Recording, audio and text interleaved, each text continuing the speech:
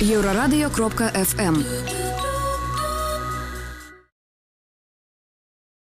Гэта жывы эфір Еўрарадыё, музычная рубрика «Такога вы не чулі», Маша Калеснікова пры мікрафоне. Сёння у нас эфір незвычайны, таму што сёння наш гость гэта класічны музыкант, класічны гітарыст Ярослав Макарыч. Прывітанне. Здравствуйте. Як у вас справы? Все прекрасно. Видите, у меня новогоднее настроение. Так, слухайце. Хорошо. Ага, а чаму менавіта ў такім выглядзе вы сёння да нас з'явіліся? Я решил не дожидаться снега, просто и декабря, и хочется уже зимы быстрее, поэтому... Сур'ёзна? Да, вечером пойду за мандаринами. Ладно. Я ведаю, што вы хацелі стаць... Не, вас бацькі аддалі ў музычную школу, каб вы былі піяністам, але вы вырашылі, што вы будзеце гітарыстам. Чаму менавіта гітара вас завабіла? Чым? Если честно, я уже, наверное, забыл даже, как ответить на этот вопрос. Постоянно все интересуются, и сами себе задают этот вопрос. Действительно хотели, чтобы я был пианистом. Я сходил туда один раз, понял, что больше туда не пойду, и сказал, хочу играть на гитаре. Видимо, потому что мой отец сам играл на гитаре, и с детства я всегда на различных репетициях, концертах с отцом проводил много времени, и вот в моей жизни было много этого инструмента. Ну, как-то мне нравилось это, не знаю. А потом, когда меня уже отдали в класс гитары к Валерию Громову, прошло немного времени, к нам в Минск приезжал Дмитрий Ларионов, российский известный музыкант. И я увидел, как вообще возможно играть на 6 струнах, на вот этом инструменте, как оркестр, грубо говоря, все звучит. Понял, что я тоже так хочу научиться. Мне было тогда, наверное, лет 9 или 10. И с тех пор я стал очень так увлеченно этим заниматься. Слухайте, ну вы граеце розныя і вядомыя творы, і невядомыя творы, і свае таксама пішаце. Ну, можно сказать, музыцирую, да. У чым заключаецца музыцыраванне? Мне нравится такой вот стиль, это, не знаю, как его описать, там есть и латино, и фламенко, и джаз, фанк, и, например, слышишь какую-то красивую гармонию, где-то что-то кто-то сыграл, и начинаешь в этом же стиле продолжать развивать свои мысли музыкальные. И когда, например, какой-то большой концерт, много интересных музыкантов принимает участие, можно сказать, вот, ребята, есть такая-то тема, давайте попробуем ее развить, дать ей название и исполнить. Ну и, естественно, в планах в дальнейшем хочется выпустить какой-то свой такой альбом в стиле латино, нью фламенко и продвигаться в этом. У гэтым накірунку. Ну давайте тады зараз пачнем. З чаго будзем пачынаць? Поиграете. Начнем, наверное, с одной из самых известных гитарных композиций, которую написал великий композитор, французский композитор Ролан Диенс «Фальшивая танго». Эту композицию я играю всегда, практически на всех концертах с 14 лет, и у нее уже такая интерпретация сложилась, что многие любители классической гитары могут даже и не признать эту музыку. Вот поэтому в своем, так сказать, исполнении сейчас в своей манере это сделаем. Коли ласка.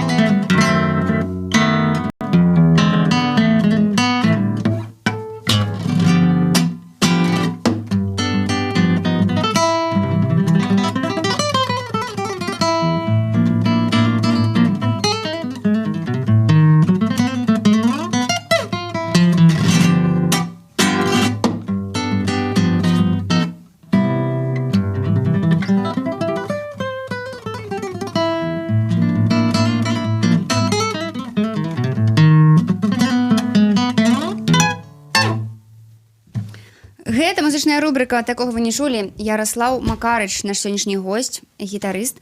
Як доўга трэба займацца і як шмат, каб граць вось так, як вы граеце? Віртуозна, лёгка і прыгожа. Наверное, какого-то такого общего рецепта нету. Надо это очень любить, во-первых. Должны быть, естественно, какие-то от природы способности. Ну и опять-таки, если говорить, сколько нужно заниматься, каждому нужно определенное количество времени, и оно для каждого разное.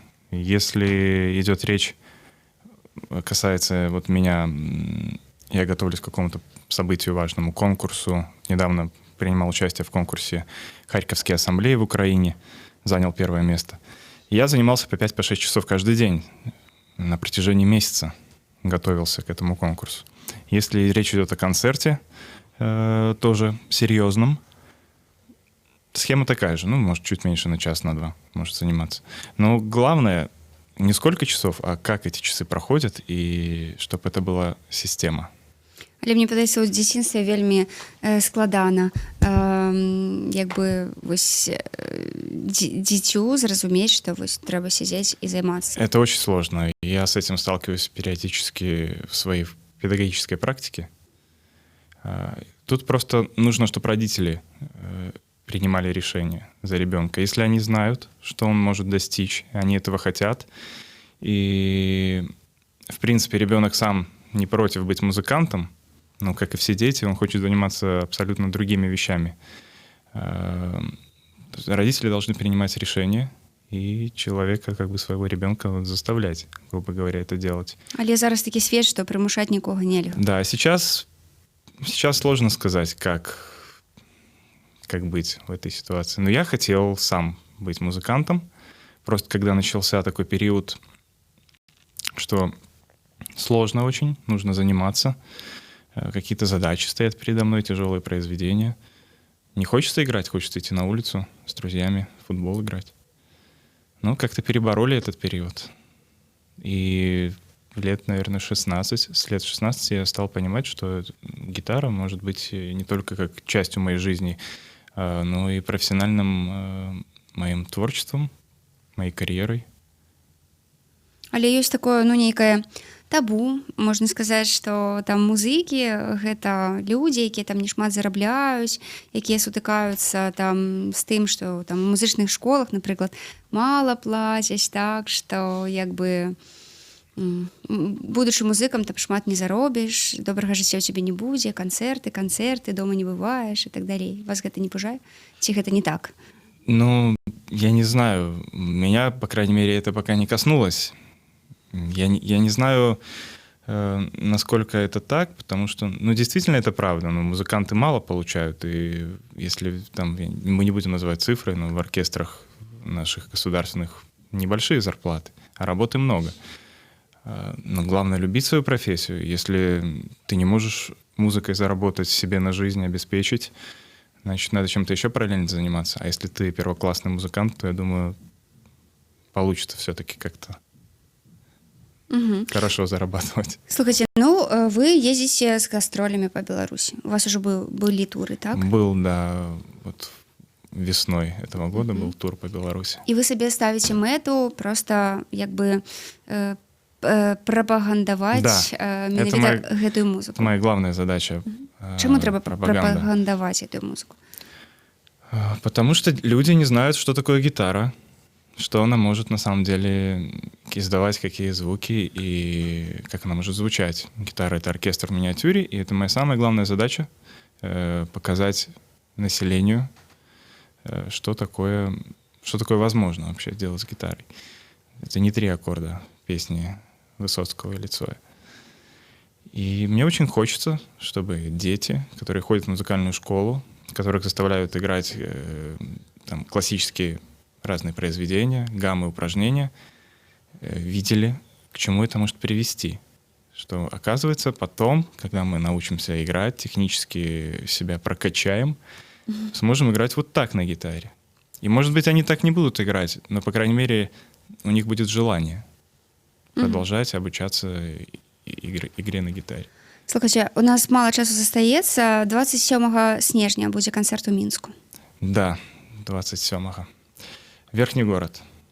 Верхний город. Некий колядный. Будет концерт, посвящен, естественно, Новому году. Так называется «Новый год в стиле латино» с Ярославом Макаричем. Приглашенные гости, один из таких знаковых гостей — это Константин Горячий, наш очень известный пианист. Будет саксофонист Константин Тевризов, и девочка будет красивые песни петь на испанском, бразильском, португальском языках, Елизавета Дубинина. Вот, что-то будет такая музыкальная коллаборация в стиле фламенко, джаз, латино.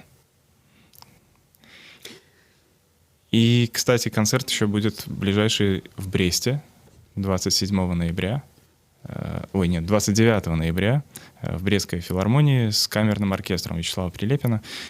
Будет такая же программа, немножко более классический жанр, но все равно испанщина и латино все это останется. Круто. Давайте что-нибудь коротенькое сыграем и будем развитываться. Раз мы заговорились про фламенко, латино, сыграем один такой танец, есть элемент из фламенко — фарукка. Сербский композитор Йован Йовичич.